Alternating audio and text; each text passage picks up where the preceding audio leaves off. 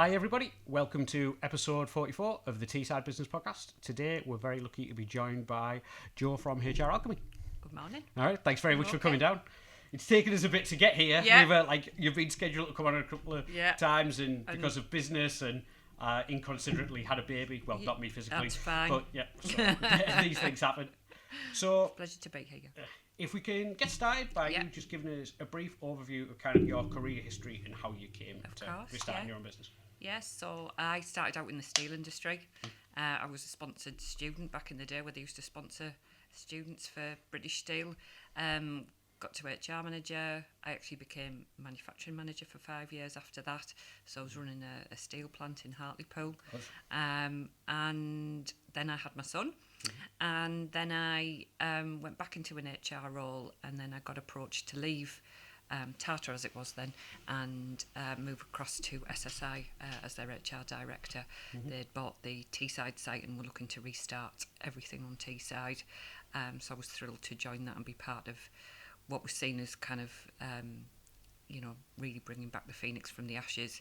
Yeah, it was like. Unfortunately, that wasn't to be the case in the over the journey we went through, but I'm sure everybody's aware of what happened. But obviously, myself and a lot of people on Teesside lost their jobs at the end of 2015, October 2015. I stayed on with the liquidator for a couple of months, but scratched my head after that because I'd never been out of work before in my life and didn't know what to do.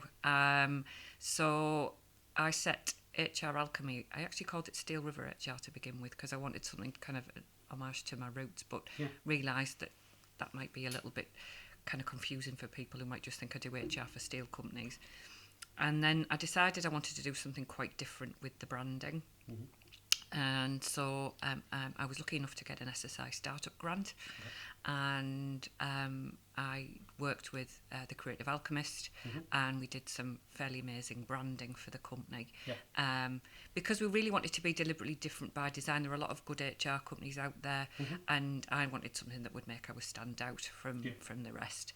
And our ethos and our personality, we wanted to be quite different, quite out there.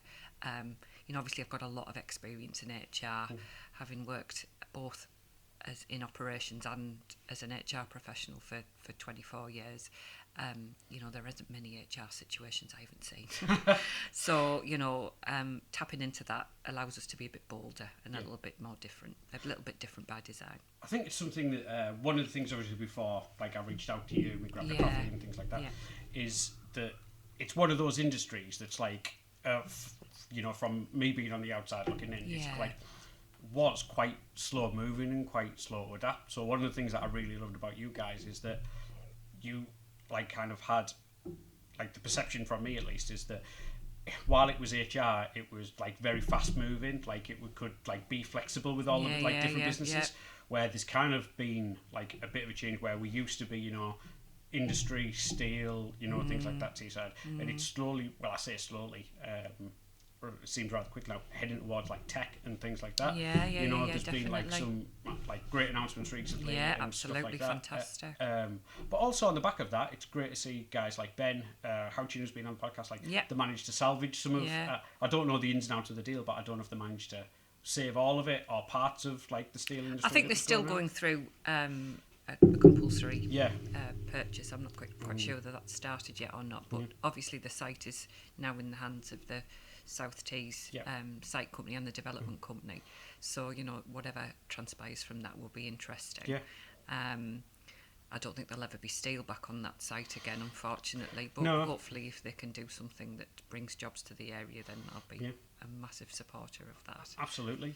And I think what's been difficult from our business perspective is that a lot of the manufacturing and industrial clients that we've naturally brought along with us because of my background, that's an area that's been struggling of late, especially with Brexit and one or two other, Brexit being the most important issue really right now.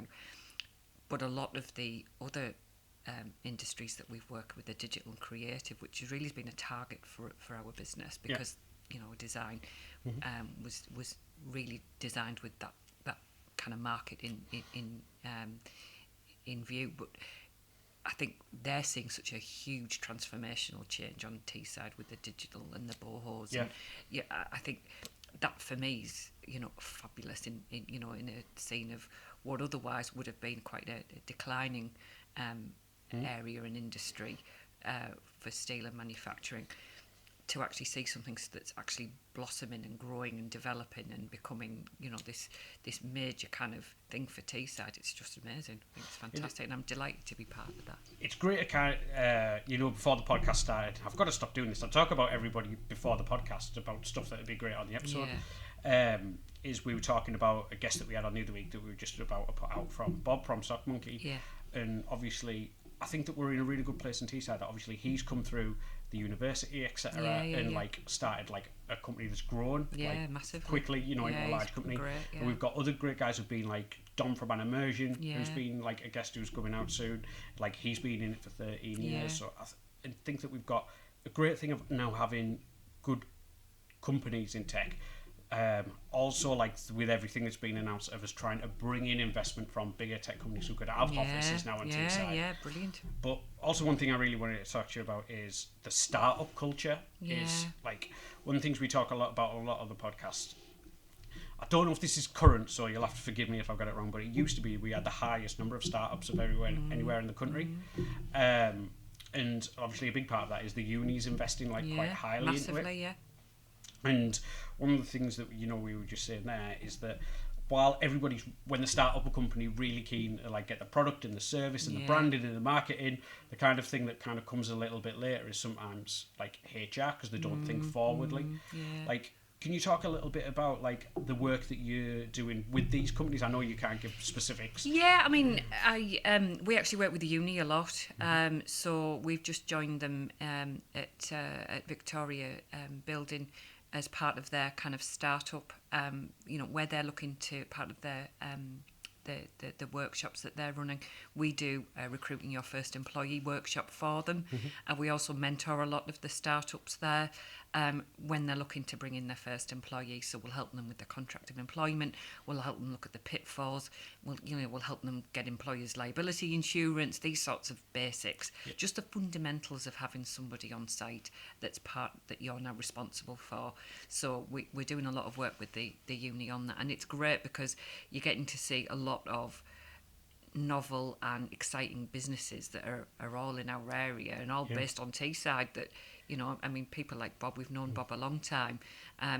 He's got a fantastic business, and it's been our delight to kind of watch him grow and be involved with his business and growing.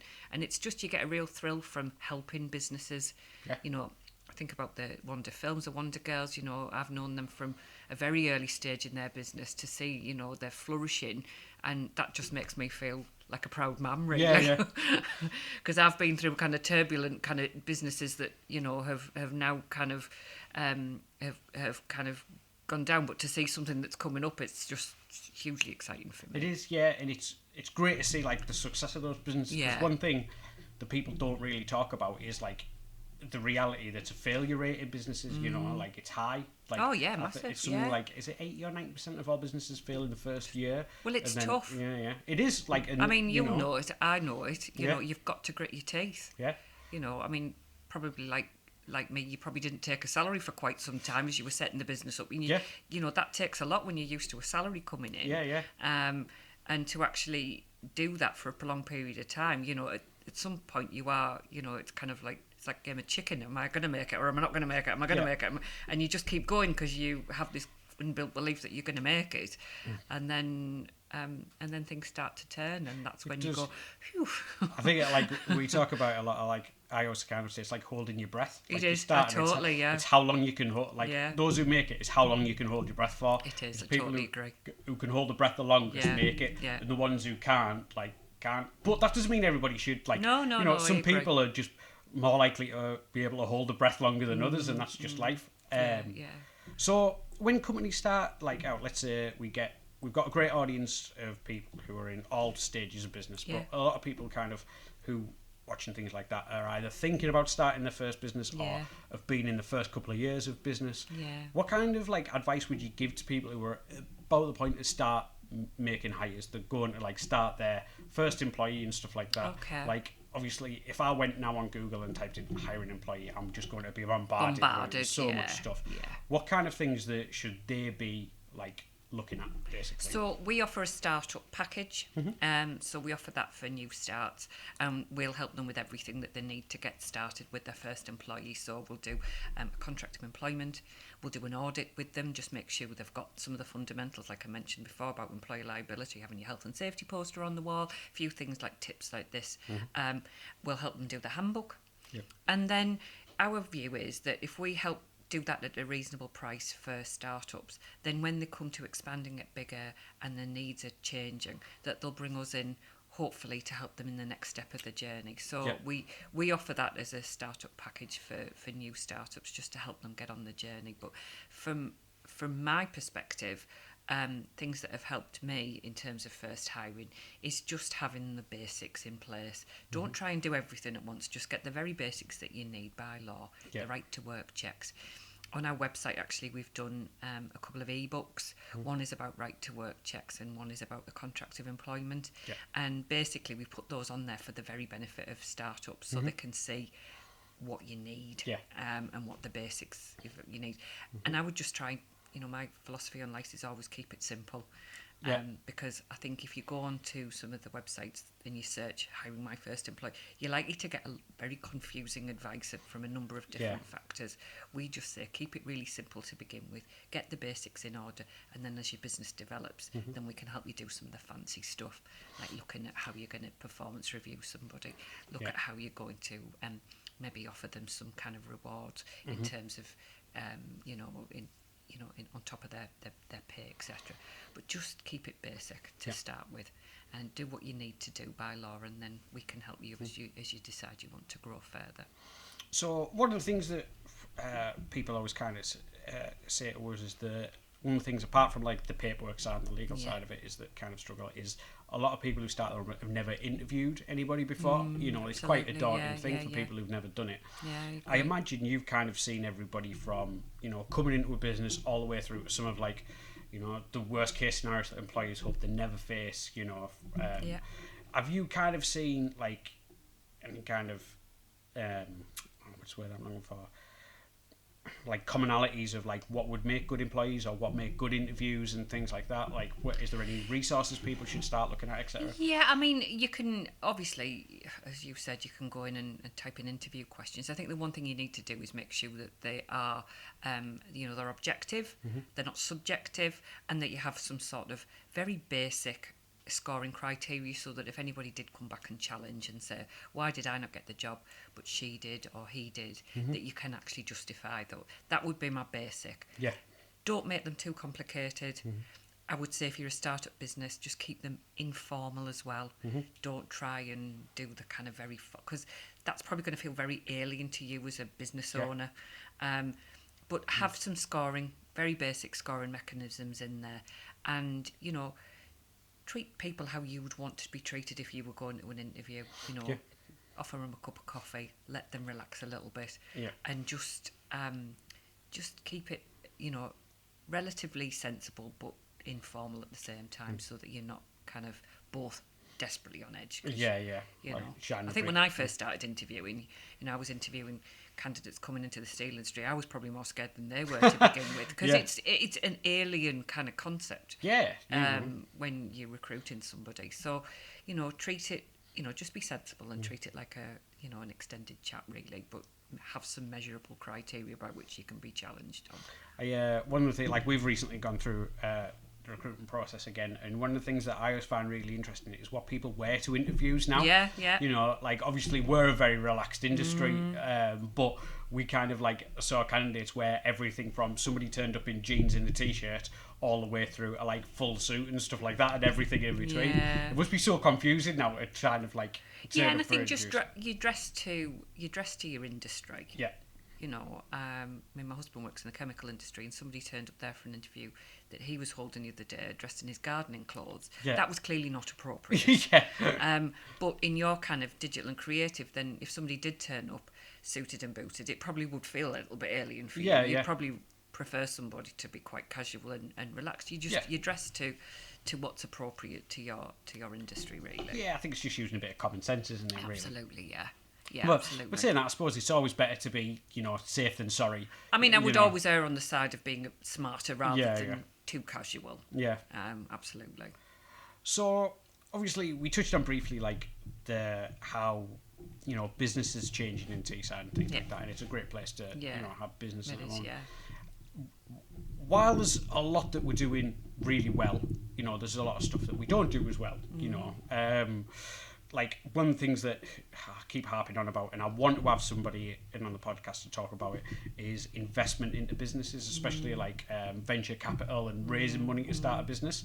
I did want to talk about like Dom from An Immersion, because I know he had it and things like that. But I know we're just different from other areas. What do you think we do really well, and what do you think that we can do a bit better as a region? Like, is there anything where you've seen... I'm a bit concerned at the moment because obviously we're in a transition at the moment, not knowing what's going to happen after the 31st of October because, the funding streams that were previously offered, and I have to be honest, I've benefited hugely from that. Yeah, we have. Tees Business Compass, Tees Valley Business Compass have helped us massively. Yeah. The SSI grants that we've had have helped me absolutely extraordinarily. So, I wouldn't ever knock those. I think my concern is after the 31st, I don't know what's coming. Yeah. A lot of that grant funding was subsidised by Europe, and I've got no idea if there's going to be anything going forward. Yeah. I think that'll be a real shame for companies on Teesside because, if I just look at the benefits we've had from marketing. I've had Emily, who's our new graduate, I've had her salary subsidised by the uni for several months. And I know that a lot of the startup companies, the likes of Bob, the likes of Wonder, and that we've already mentioned, have tapped into some of that. Yeah. And you wonder, I'm worried about it. A lot of the startups should be worried about that as well, because if that grant funding comes to an end, they may have been relying on that to maybe hire their next graduate. Yeah. They may have been relying on that to even use our services, because a lot of them use that grant funding to use HR services. So, it all kind of, it's very circular, and I am a bit perturbed about what the next step will bring. It would be good to see other investment from external sources coming into this area. It's good to see, obviously the things that were announced last week by Andy Preston and the new, the new digital city. That's incredibly encouraging. But I would like to see, maybe a wider proposal that the small businesses like ourselves could tap into, and it's worrying at the moment that I'm not seeing a lot of that. Yeah, I completely agree. I know Ben's announced, without any kind of details, like a fund of about 35 million that's starting in the new year, but I don't know. I don't have any details on that yet, and I've tried to get some, and I think it's still in that transition stage at the minute without any of the details being. You don't know what the criteria is. You don't know who qualifies for it. You don't know what you can access. So I think we're the same as you guys, and a lot of business on Teesside. We're just waiting on bated breath. Yeah, exactly, and that's where I feel I'm at the minute. I'm kind of like holding my breath, waiting to see what's going to happen with that. But I completely agree with you. Like, we've had the business compass in, and we do work with UME and stuff like that, who are responsible for them. And it's a fantastic organisation. It's been fantastic. I've got nothing but praise for that and the SSI startup grant that I've personally been able to access. They've made it as simple and straightforward as they can for employers like myself. Yeah, I was really like. I'll give her a shout out because she does is one of the consultants called Zara at Teesside Business Compass, and she's made things so easy for us. When you hear the words funding and then EU funding, you think this is going to be an absolute minefield. But it was so easy to do, so I really hope something can happen that keep those guys going. Likewise, I'll give a shout out to Andy Fair, who's helped us. Yeah, I know Andy. He's been involved with us from the start, and nothing's been too much trouble. But I definitely agree with you. We need to look at outside investment, especially for the new building and things like that, because it's going to be, phenomenal and dead swanky. And the thing that I'm concerned with, and I know this will probably be addressed, I just haven't had a chance to talk to Andy or Ben about it, is that, is everybody who's currently in office buildings around Teesside all going to leave and then take up residency in this new one? So then are all the bohos and level queues and fusion hives, are these all going to become... Where they're going to be, yeah, ghost towns. Empty, yeah. Yeah, I think what we need to do is bring in the bigger companies from outside areas in either what we've currently got or this new... So what I feel really passionate about is we're based at Commerce House, and we're very fortunate because we've got a fabulous building. It's gorgeous to build. And it's in the middle of an area that's not particularly gorgeous, right opposite the train station. The train station's obviously going through some renovation at the moment, and there's lots of promises about what's going to happen to the area, potentially pedestrianising it, making it, there's obviously we're right next to Albert Road North and all of that development, and I'd just like to see some concrete plans on that and the direct train link to London next year. If that happens, the whole area is just going to feel a massive boom as well. Oh, yeah. And assuming that is all still going ahead, then I think the whole area around that will benefit massively. If that doesn't happen, and the kind of promises about some of the tidying up in that area, it's going to be quite tough. Yeah, I think that we've got like Commerce House, I've got friends and stuff who've got businesses in there, and it is a gorgeous Phenomenal. building. Yeah. It really is not a hidden gem, but I don't think people realise how lovely it is to look in. But we've got all these great buildings, and then like I say, it's the surrounding areas that these need a bit of a clean up. So they do, it looks the same. They do, because we bring a lot of clients, and they come into the building. It's like, wow, amazing. But actually standing outside the building or trying to get parked close to the building, it's it's downtown rough Middlesbrough. And we're the same. Like everyone who's been to our offices, we're in Oxbridge in Stockton. Now I'm from Stockton, so I don't mind saying it. But it's kind of one of these that when you come to it, you think this is a bit weird, but obviously our offices are unique to say the least. So it's kind of nice when people come in and they do see that it's like, lovely, but I definitely agree with you that sometimes it'd be a bit if the surround, like when we did, because we're running out of space in here, when I did job interviews, I did them at Level Q and level stuff Q's like that. Amazing. It's like a beautiful building. It is, it's incredible. And there's some great businesses in there and stuff like that. So totally agree. So one of the things I also wanted to talk to you about is that's really popular on Teesside with a lot of people, and is networking. Some people are try it. We've had people who love it, people hate it, people have said it's the greatest thing ever for the business. I've had some people who said it is their business. That really scares me. But and everything in between. So this is networking for me. Definitely. It is. There's no way about it. When we do events for people that we were talking about, where, we network expos, there, and all that kind of thing. So what, are you currently going to any organised networking stuff? Yes, or I am, kind of what do you think of it and how has it impacted your business? So when I tapped into the startup grant, I was appointed a business advisor. And, your business advisor helps you with various things, but networking was one of the key things. They said, look, from an HR business perspective, you need to start networking. The thought terrified me. I'll be honest with you, I'm an HR person.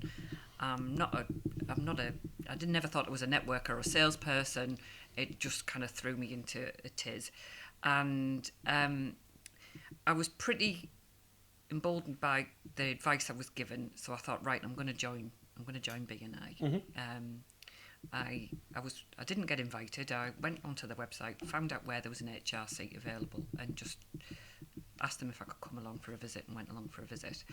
And I joined there and then, actually, mainly because I thought it was the right thing to do for the business, and I'd also been advised it would be the right thing to do for the business. I'd very much been kind of given that help. And probably for the first 6 months, did it make any difference to my business? Personally, yes, me massively, because I was working at home at the time. I didn't have an office. There was only myself. I think the postman was getting sick of me chatting to him every day when he came round. And it gave me an outlet to go and talk to people, actually have a bit of work family again. And I got to meet some great people. But did it add anything to the bottom line? Not really. But then eventually it does change. As a business service within networking groups, it takes a while. It's not like you're going and buying a bunch of flowers, or you're going and it's like buying a product or a plumber. A business service is fairly much a kind of a commitment for a period of time, whether it's just to do some contracts or whether or not it's to set me up on a monthly retainer for a year. So it does take a little while to grow, but now I would say that I'm getting a lot from it. I've just renewed for my second year. Yeah. I'll definitely see myself there for the foreseeable. Do I think I'll be there forever?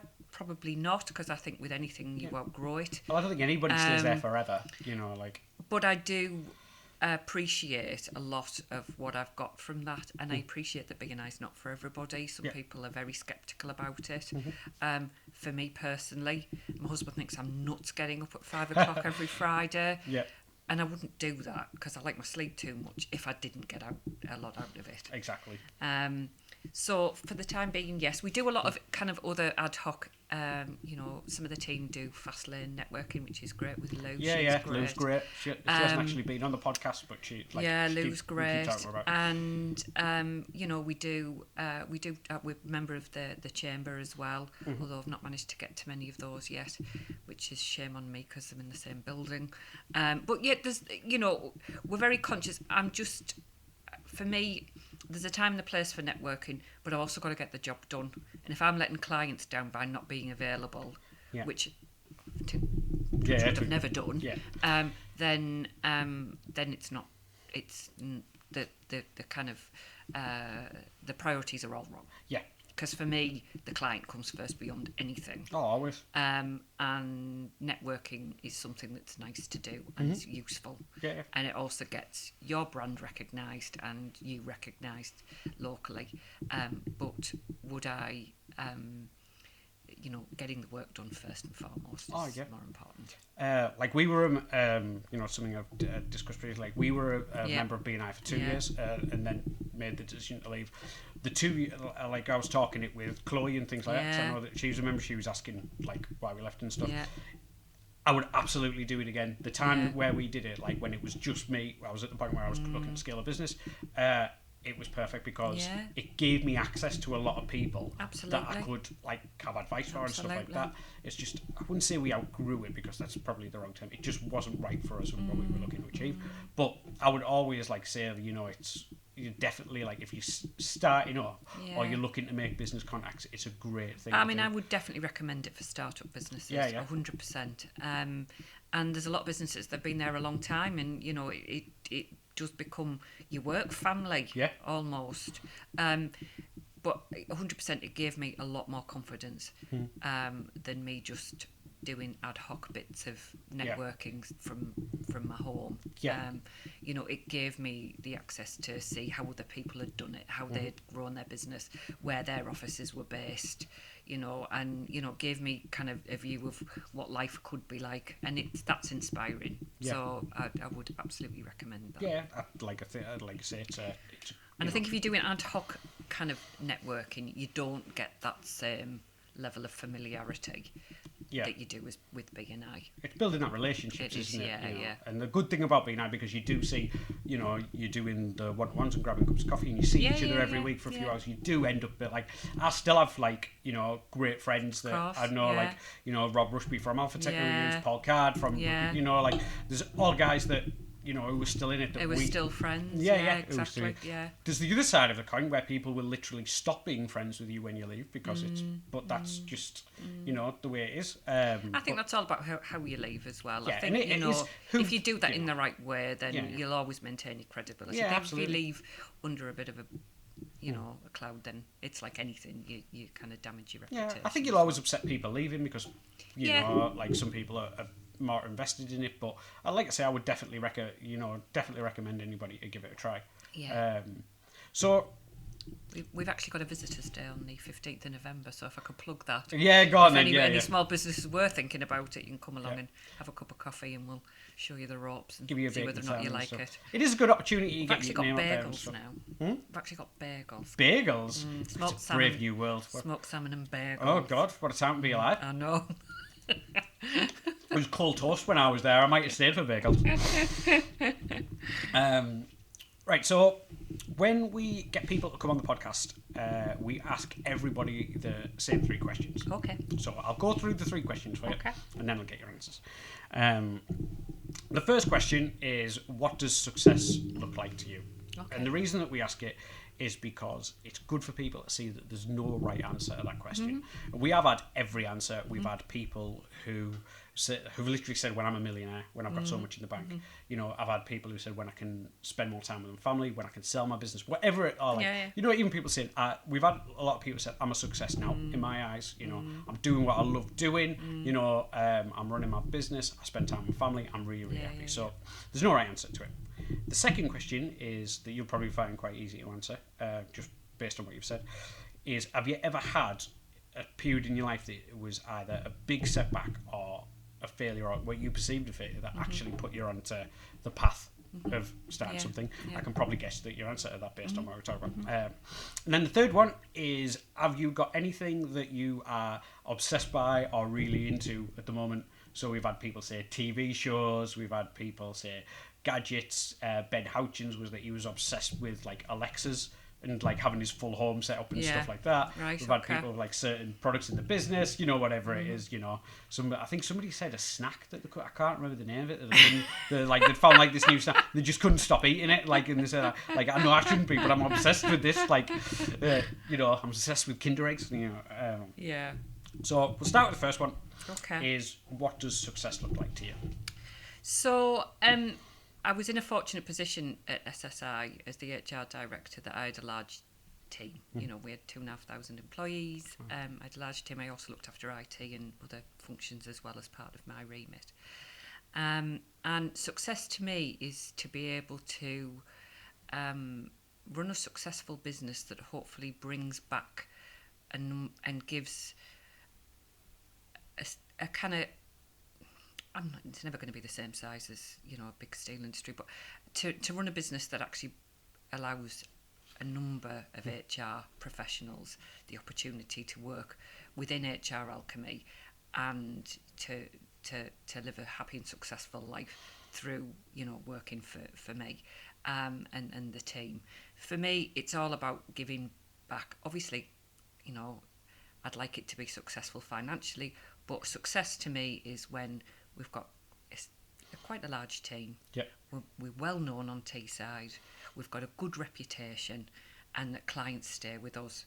So it's all about, for me, it's all about building and developing. And ultimately, I am considering potentially franchising at some point. So hopefully going kind of nationwide, but that's a few years down the line. So there's lots of plans I've got in place.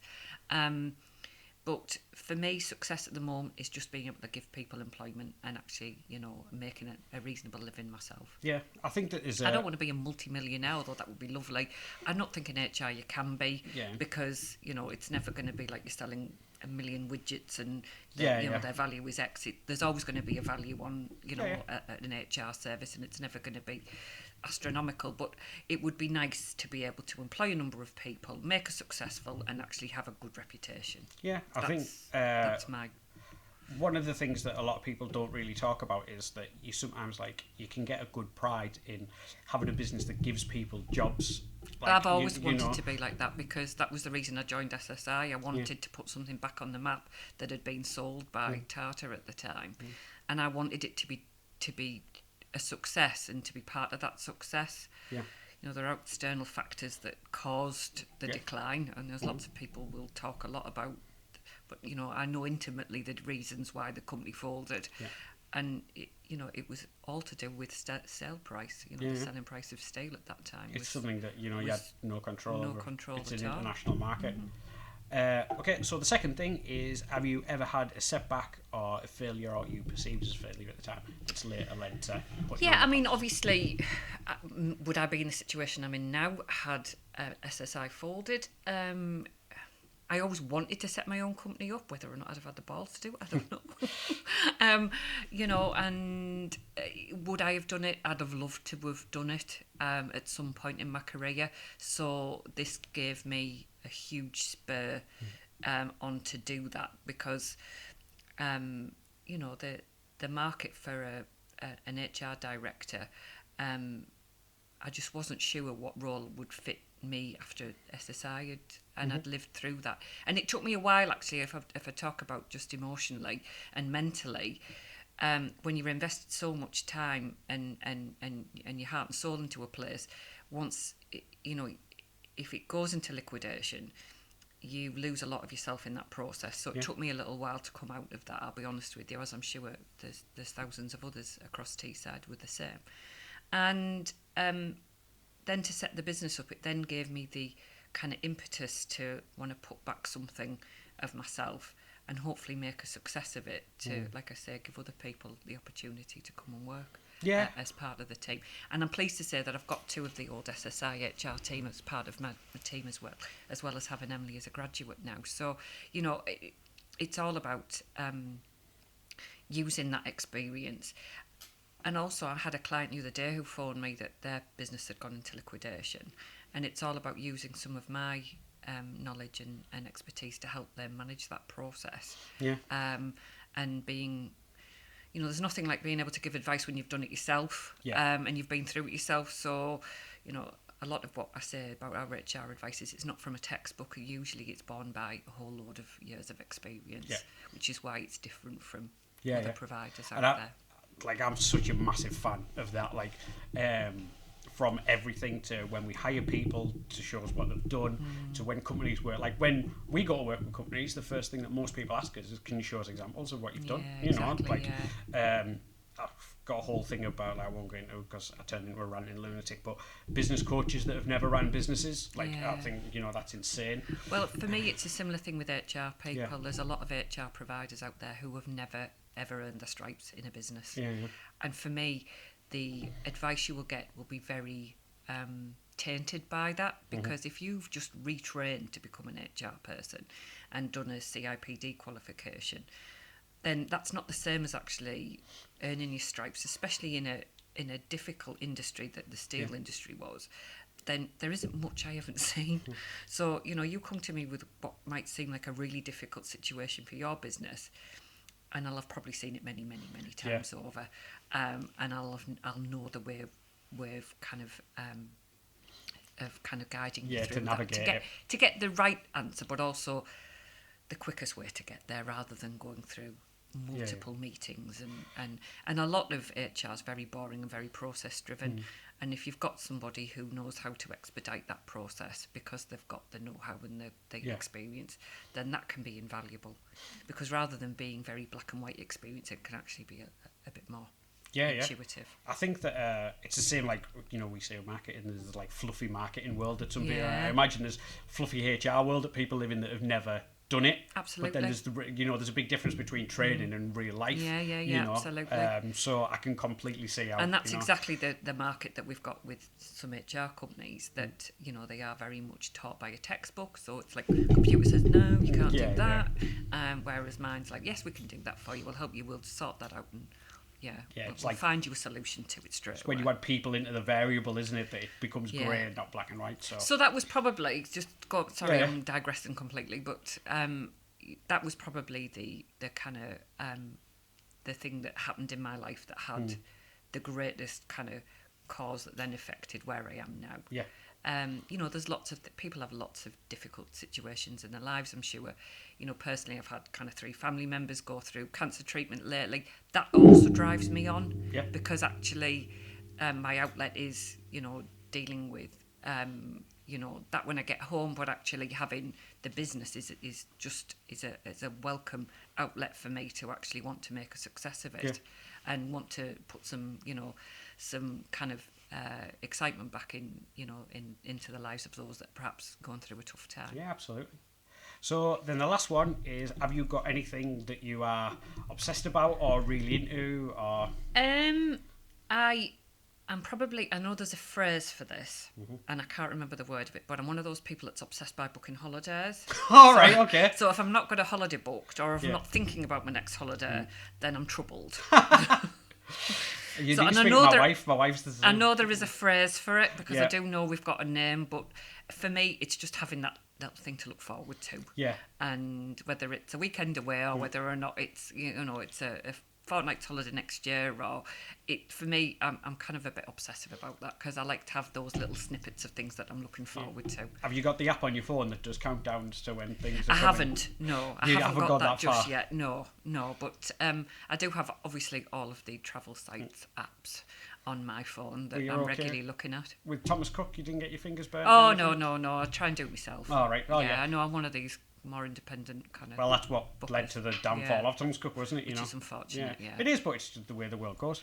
Yeah. So, is there any, like, to be completely selfish and use our audience, is there any businesses out there that you would love to have a chat with or grab a cup of coffee, either from, we would love to do your HR, or to, well, actually, I'm really looking for, receptionist or, or whatever, Right. So is there anything that we can do to help you with anything? We're really keen to work with a lot of the digital and creative. So you mentioned an immersion before. I'd love to be, I'd love to be introduced to them.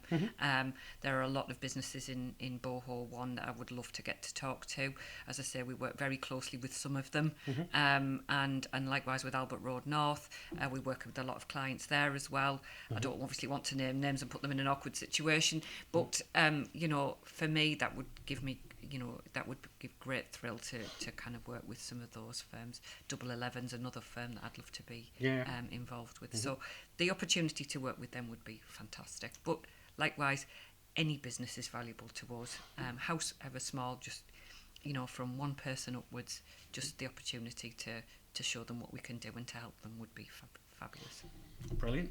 Thank you so much for coming on. You're very welcome. It's been great. Yeah, you too. I feel like we've just been chatting over coffee. I know. Well, that's what it is, I try not to make it like super regulated, because otherwise it's terrible and boring. Thanks very much again for coming on. Thanks, Mike. Thank you. The Teesside Business Podcast is promoted and produced by Person to Person Marketing. This has been episode 44. Thanks very much for listening.